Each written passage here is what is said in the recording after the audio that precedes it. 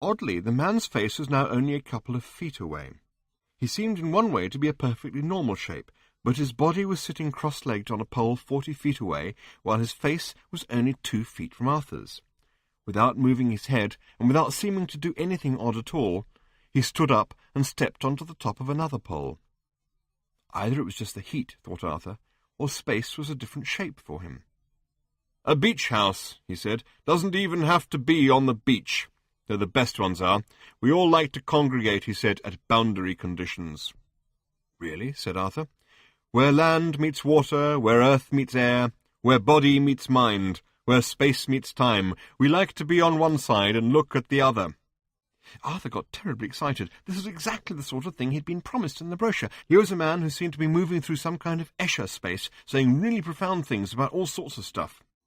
It was unnerving, though. The man was now stepping from pole to ground to pole, from pole to pole, from pole to horizon and back.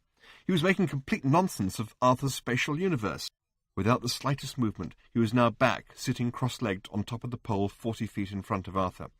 "You come to me for advice, but you can't cope with anything you don't recognize.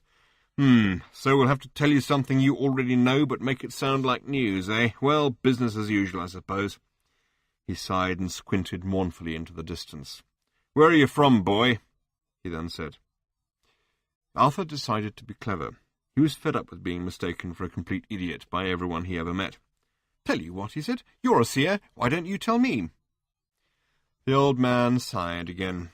"I was just," he said, passing his hand round behind his head, "making conversation." When he brought his hand round to the front again, he had a globe of the earth spinning on his up-pointed forefinger.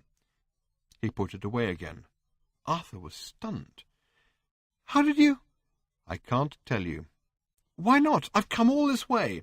"You cannot see what I see, because you see what you see. You cannot know what I know, because you know what you know. What I see and what I know cannot be added to what you see and what you know, because they are not of the same kind.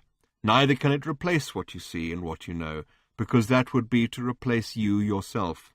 "Hang on, can I write this down?" said Arthur, excitedly fumbling in his pocket for a pencil. "You can pick up a copy at the spaceport," said the old man. "They've got racks of the stuff." "Oh," said Arthur, disappointed. "Well, isn't there anything that's perhaps a bit more specific to me?" "Everything you see or hear or experience in any way at all is specific to you.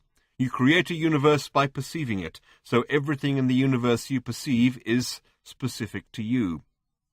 Arthur looked at him doubtfully. "Can I get that at the spaceport too?" he said. "Check it out," said the old man. It says in the brochure," said Arthur, pulling it out of his pocket and looking at it again, "that I can have a special prayer individually tailored to me and my special needs."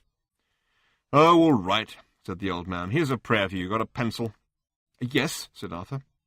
"It goes like this. Let me see now. Protect me from knowing what I don't need to know. Protect me from even knowing that there are things to know that I don't know. Protect me from knowing that I decided not to know about the things that I decided not to know about. Amen." That's it.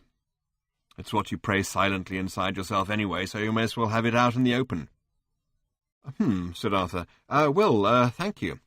"There's another prayer that goes with it that's very important," continued the old man, "so you'd better jot this down, too.